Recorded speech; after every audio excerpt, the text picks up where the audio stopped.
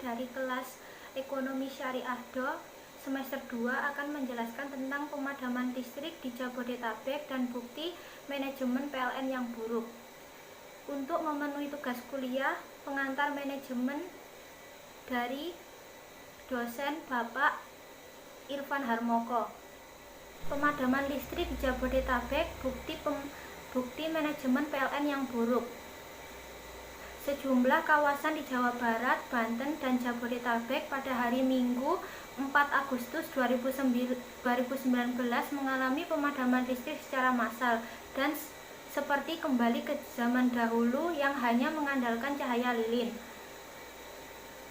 Di beberapa tempat, aliran listrik baru menyala sekitar pukul 00 WIB dan bahkan hingga pukul 2 dini hari.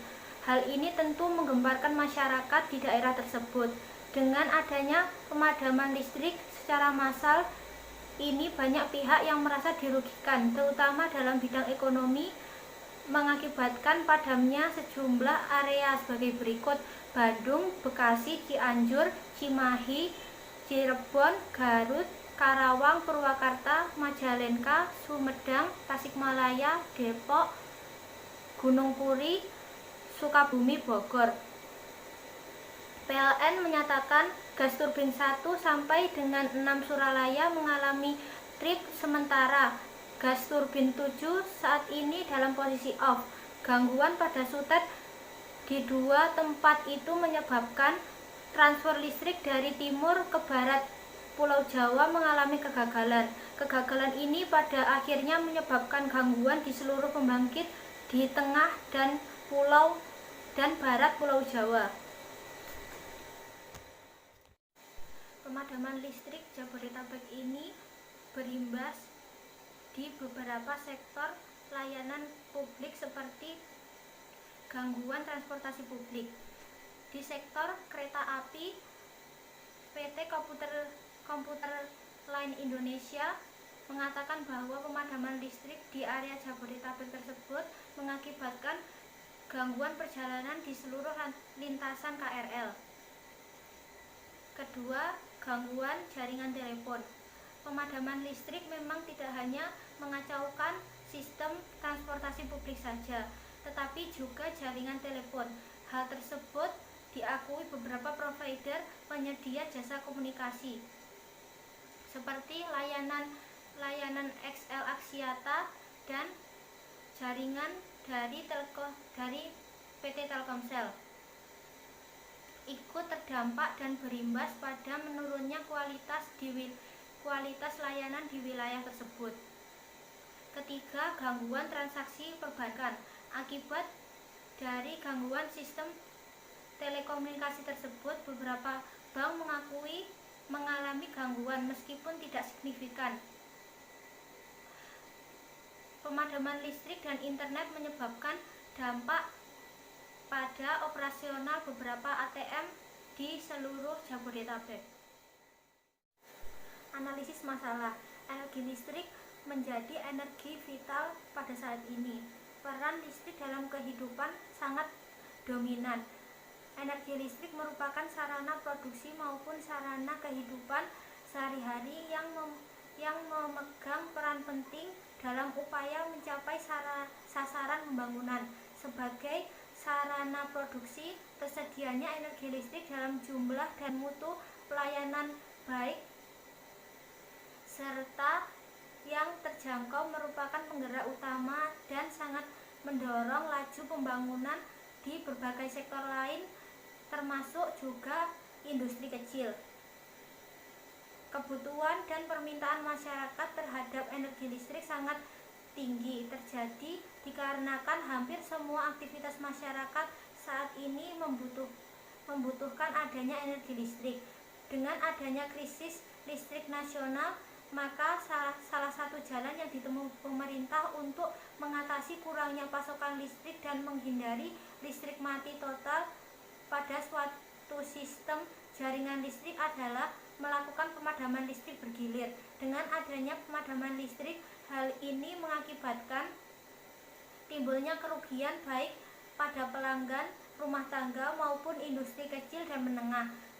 Pada konsumen industri kecil dan menengah, kerugian yang dialami akibat pemadaman listrik yaitu menyebabkan peningkatan harga satuan produksi.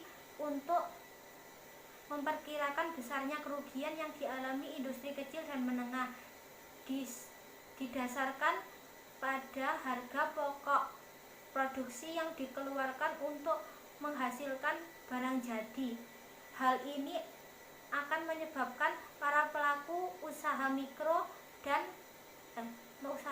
akan mengeluarkan biaya tambahan karena harus membeli genset yang harus mengeluarkan biaya untuk membeli bahan bakar setiap pemadaman listrik dan pada akhirnya mempengaruhi pendapatan para usaha mikro tersebut.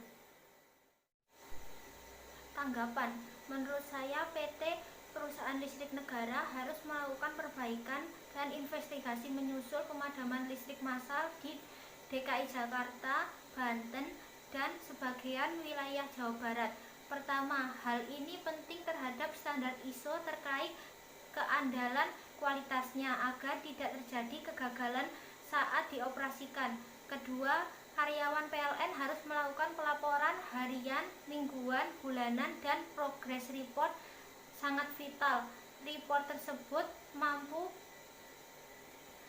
melakukan langkah-langkah antisipasi, pencegahan malfungsi operasi maupun investigasi secara tepat saat terjadinya sebuah peristiwa. Mewajibkan melatih karyawan dengan kemampuan penulisan laporan standar nasional. Ini penting untuk menganalisis prosedur pelaporan, apa yang dilaporkan, bagaimana melaporkan, siapa yang mengotorisasi sebuah prosedur saat terjadinya peristiwa. Selanjutnya, peristiwa ini PLN bisa membuat simulasi jika terjadi trip dan gangguan dari satu pembangkit atau pembangkit transmisi. Saran, pemerintah terutama PLN sudah seharusnya serius dalam mengatasi hal ini.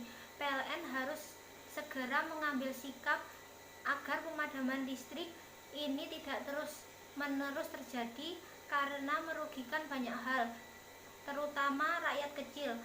PLN juga sebaiknya bersikap terbuka kepada masyarakat agar tidak ada lagi pandangan negatif terhadap kerja keras PLN saat ini. Dengan mempertimbangkan alternatif kebijakan seperti yang telah disebutkan, diharapkan dapat membuat ketahanan energi listrik Indonesia semakin kuat, sehingga pertumbuhan ekonomi dan kesejahteraan akan meningkat. Seharusnya PLN membangun pembangkit menyesuaikan dengan potensi energi sumber daya energi yang ada di wilayah seperti energi listrik, angin, air, biomas, dan sebagainya. Misalnya konsumen bisa memanfaatkan tenaga surya atap yang secara otomatis menghasilkan listrik untuk kebutuhan sendiri jika terjadi gangguan listrik dari PLN. Demikian beberapa hal yang bisa saya sampaikan.